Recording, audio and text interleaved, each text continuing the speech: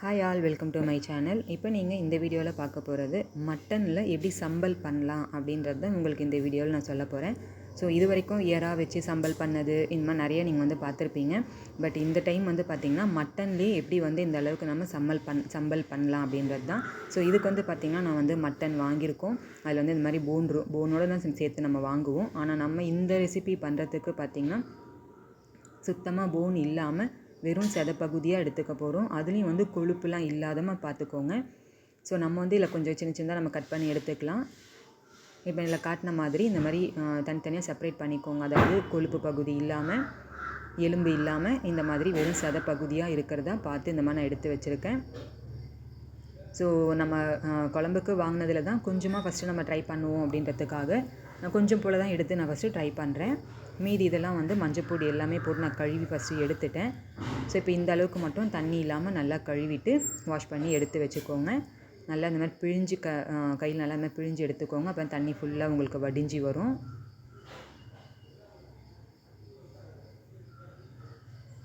ஃபஸ்ட்டே நான் மஞ்சப்பொடி போட்டு நான் கழுவிட்டேன். ஸோ நல்லா இந்த மாதிரி நல்லா கழுவி இந்த மாதிரி எடுத்து வச்சுக்கோங்க. தண்ணி இல்லாமல் ட்ரையாக இருக்கணும். இப்போ நம்ம இதில் மசாலா போடலாம்.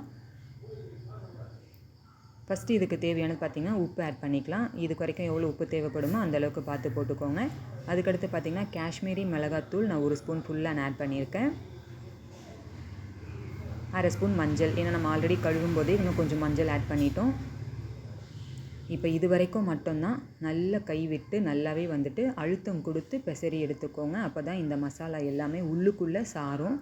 நான் குட்டி குட்டி பீசஸாக நான் கட் பண்ணியிருக்கேன். அதே மாதிரி நீங்களும் கட் பண்ணிங்கன்னா தான் எண்ணெயில் நல்லா உங்களுக்கு வேகும். அதே நேரத்தில் உள்ளுக்குள்ளே மசாலா உங்களுக்கு உள்ளே நல்லா உங்களுக்கு ஊறி வரும்.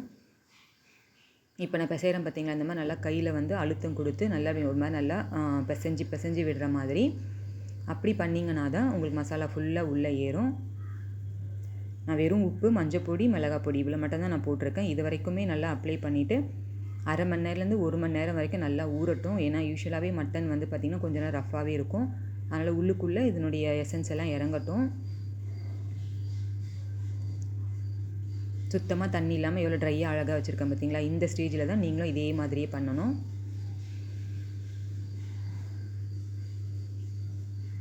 இது அப்படியே ஒரு 1/2 ஹவர்லேருந்து நான் சொன்ன மாதிரி 1 ஹவர் வரைக்கும் அப்படியே விட்டுடுங்க. நல்லா ஊறிட்டு இருக்கட்டும்.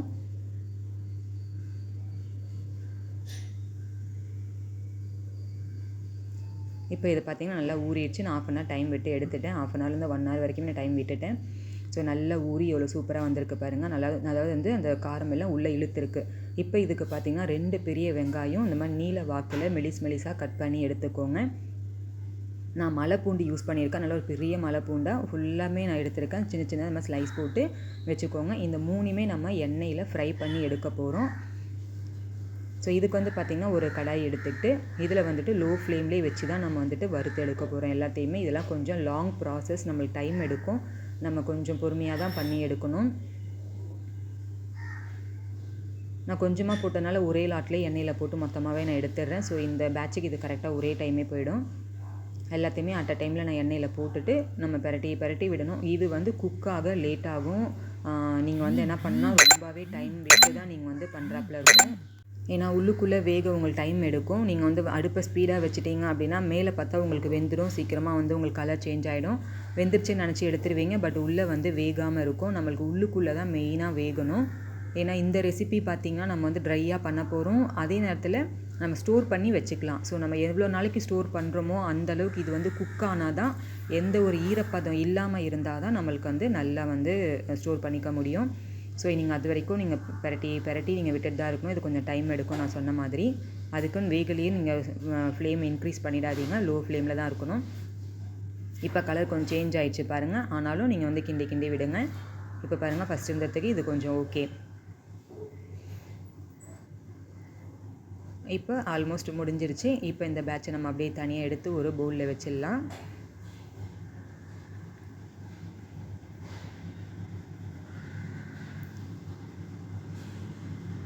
எண்ணெய் வடிகிறதுக்காக நான் ஒரு சின்ன டிஷ்யூ பேப்பரும் வச்சு அதில் வந்து இதெல்லாத்தையும் ஃபில்டர் பண்ணி எடுத்து வச்சுக்கிறேன். இந்த மாதிரி டிஷ்யூ பேப்பர் போட்டுக்கோங்க. அதில் வந்து ஃபுல்லாத்தையும் நீங்கள் எடுத்து போட்டு பண்ணலாம். இப்போதைக்கு நான் வந்து இதில் பார்த்திங்கன்னா ஒரு 200 கிராம் அளவுக்கு தான் நான் இந்த கறி எடுத்து நான் பண்ணியிருப்பேன். பார்த்திங்கன்னா வெந்ததுக்கப்புறம் இன்னும் இவ்வளோண்டு தான் இருக்குது. சேம் இதே எண்ணெயிலே வந்து நான் நறுக்கி வச்சுருந்த வெங்காயத்தை இதில் ஆட் பண்ணிக்கலாம். வெங்காயமும் பார்த்திங்கன்னா ரொம்ப நேரம் வந்து வதக்க டைம் எடுக்கும். ஏன்னு கேட்டிங்கன்னா இது வந்து ஃபஸ்ட்டு எண்ணெய் குடிச்சிடும், அதுக்கப்புறமா தான் இதுலேருந்து எண்ணெய் வந்து ரிலீஸ் பண்ணும். அது வரைக்குமே நீங்கள் பொறுமையாக தான் பண்ணணும்.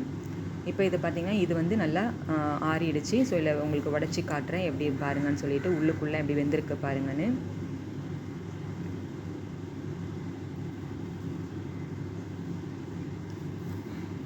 இந்த அளவுக்கு நல்லா வந்து உள்ளே வெந்திருக்கணும்.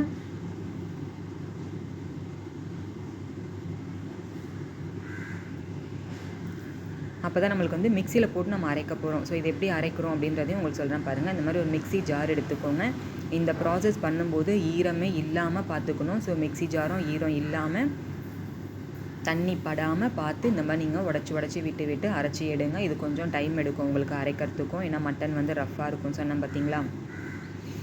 ஸோ அந்த பீசஸ் வந்து நம்ம தான் உடச்சி விட்டுட்டு மிக்ஸி ஜாரில் போட்டு அரைச்சி எடுத்திங்கன்னா உங்களுக்கு வந்து கரெக்டாக கிடைக்கும். அரைக்கும் போதும் ஃபுல்லாக ஃபைன் பேஸ்ட்டு பண்ணிடாதீங்க, கொரப்பாக அரைக்கணும். அதாவது இந்த மாதிரி குண்டு குண்டாக இருக்க இந்த எல்லா பீசஸும் உடஞ்சி போகிற அளவுக்கு மட்டும் நீங்கள் எடுத்திங்கன்னா போதும். இப்போ உடச்சி விட்டுருக்கேன். இப்போ ஒரு அரைச்சிட்டு காட்டுறேன் பாருங்கள். இப்போ இதில் பார்த்தீங்கன்னா தெரியும், இங்கே பார்த்தீங்களா இந்த மாதிரி நூலாக வர மாதிரி அழகாக அது பிசிறி அழகாக கிடைக்கணும். அது வரைக்கும் பார்த்திங்கன்னா வெங்காயம் வதங்கி எடுத்துட்டோம். இப்போ அதே எண்ணெயிலே வந்து பார்த்திங்கன்னா நறுக்கி வச்சுருந்த பூண்டு ஸ்லைஸ் பண்ண பார்த்திங்களா, அந்த பூண்டையும் இதே மாதிரி எடுத்துடுறேன். இதுவுமே நல்லா கிறிஸ்பியாக வர வரைக்கும் நம்ம போட்டு இந்த மாதிரி எடுக்கணும்.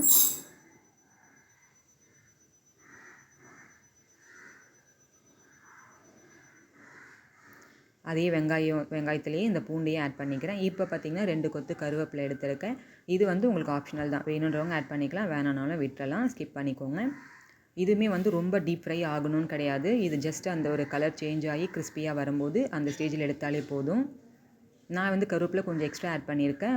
வேணுன்றவங்க நீங்கள் நான் சொன்ன மாதிரி ஸ்கிப் பண்ணிக்கலாம், இல்லை ஒரு கொத்து மட்டும் நீங்கள் போட்டுக்கலாம்.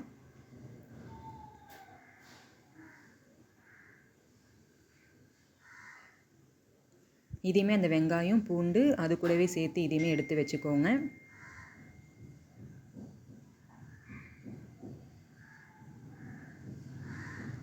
எல்லாமே நம்ம கீழே டிஷ்யூ பேப்பர் வச்சுருக்கனால எல்லா எண்ணெயுமே அது இழுத்துடும். ஸோ வந்துட்டு பார்த்திங்கன்னா இப்போது காரத்துக்கு ஏற்ற மாதிரி நான் வந்து ஒரு 7-8 காஞ்ச மிளகாய் நான் ஆட் பண்ணியிருக்கேன். உங்களுக்கு இன்னும் காரம் கூடுதலாக வேணும்னா இன்னுமே நீங்கள் வந்து அந்த வரமிளகாய் நீங்கள் ஆட் பண்ணிக்கலாம். ஏன்னா நம்ம வந்து கறியில் வந்து கொஞ்சமாக தான் வந்து நம்ம மசாலா போட்டோம். நம்ம இவ்வளோ இது வெங்காயம் பூண்டெல்லாம் சேர்க்குறதுக்கு காரம் அது பத்தாது. அதுக்காக இந்த மாதிரி காஞ்ச மிளகாயை ஃபஸ்ட்டே வறுத்து எடுத்துக்கோங்க. இதுக்கப்புறம் இதையும் நம்ம பிடிச்சி இது கூட ஆட் பண்ண போகிறோம். இப்போ அது வேறு கடாய் ஒன்று வேறு எடுத்துக்கோங்க. நம்ம யூஸ் பண்ண எண்ணெய் அதோட தூக்கி போட்டுறணும். ஃபஸ்ட்டு நம்ம ஃப்ரை பண்ணோம்ல, அந்த எண்ணெய் திருப்பி யூஸ் பண்ணாதீங்க, அது அவ்வளோதான் வேஸ்ட்டு. இதுக்கப்புறம் வந்து வேறு ஒரு கடாயில் ஃப்ரெஷ்ஷாக எண்ணெய் எடுத்துக்கிட்டு நம்ம ஃப்ரை பண்ண ஃபஸ்ட்டு அந்த மசாலாவை பிச்சு வச்சுருக்கோம் பார்த்திங்களா, அது எல்லாத்தையும் போட்டுட்டு அதுக்கப்புறம் இந்த வெங்காயம் பூண்டு இந்த கருவேப்பிலை இது எல்லாத்தையுமே ஒன்றா அந்த மாதிரி ஆட் பண்ணிக்கோங்க. இப்போது இதுக்கு தேவையான அளவு உப்பு, நம்ம வந்து கறிக்கு தான் வந்து உப்பு போட்டோம் ஃபஸ்ட்டு. இப்போ இந்த வெங்காயம் பூண்டு இதுக்கெல்லாமே தேவையான அளவுக்கு உப்பு ஆட் பண்ணிக்கோங்க. இப்போ நம்ம பிடிச்சி வச்சுருந்த காஞ்ச மிளகாய் இதை நம்ம இதில் ஆட் பண்ணிக்கலாம். காஞ்ச மிளகாய் பாருங்கள், நான் ஃபைன் பேஸ்ட்டாக அரைக்கலை. அந்த விதையெல்லாம் நம்மளுக்கு வந்து சாப்பிடும்போது வாயில் வந்து கடிப்படணும், அந்த மாதிரி ஒரு ஸ்டேஜில் தான் நான் வச்சுருக்கேன். இல்லை நீங்கள் இன்னும் நல்லா பேஸ்ட்டாக அரைச்சிக்கணுனாலும் உங்களோட விருப்பம் தான், நீங்கள் உங்களோட ஆப்ஷன் தான், நீங்கள் பண்ணிக்கோங்க. இப்போ இது எல்லாத்தையுமே நல்லா கலந்து விட்டு இந்த மாதிரி கொஞ்சம் சூடு ஏறுற அளவுக்கு நல்லா கிண்டி எடுத்துக்கோங்க. எல்லாம் நம்ம தனித்தனியாக வச்சுருந்தோம், இது எல்லாமே ஒன்றா மிக்ஸ் ஆகி கிடைக்கணும் நமக்கு. அதுக்காக இது எல்லாத்தையும் ஒன்றா போட்டு இந்த மாதிரி எடுத்து வச்சுக்கோங்க.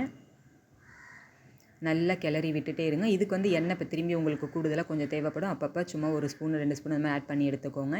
ஏன்னா ரொம்ப ட்ரையாக இருக்கக்கூடாது, கொஞ்சம் எண்ணெயோடு மிக்ஸ் பண்ணியிருக்கணும். இப்போ இதுக்கு பார்த்திங்கன்னா 1/2 லெமன் நான் பிழிஞ்சு எடுத்துக்கிறேன். ஏன்னா அதில் கொஞ்சம் புளிப்பு தன்மை இருந்தால் தான் உங்களுக்கு வந்து காரம் புளிப்பு உப்பு இதெல்லாம் சேர்ந்தால் தான் உங்களுக்கு வந்து அதனுடைய ஃப்ளேவர் உங்களுக்கு முழுசாக இருக்கும், நல்லாயிருக்கும் சாப்பிட்றதுக்கு உங்களுக்கு. ஸோ இப்போ ஃபைனலாக பார்த்திங்கன்னா லெமன் ஆட் பண்ணிட்டோம். இப்போ லெமன் ஆட் பண்ணிட்டோம், நல்லாவே வந்து கொஞ்சம் சூடேற அளவுக்கு நல்லா ஒரு பெரட்டி எடுத்து வச்சுட்டிங்க அப்படின்னா மட்டன் சம்பல் ரெடி. இந்த மட்டன் சம்பலை வந்து பார்த்திங்கன்னா நம்ம வந்துட்டு சைட் டிஷ்ஷாக யூஸ் பண்ணிக்கலாம். நம்ம ரைஸுக்கு ரொம்ப சூட்டபுளாக இருக்கும். தேங்க்ஸ் ஃபார் வாட்சிங்.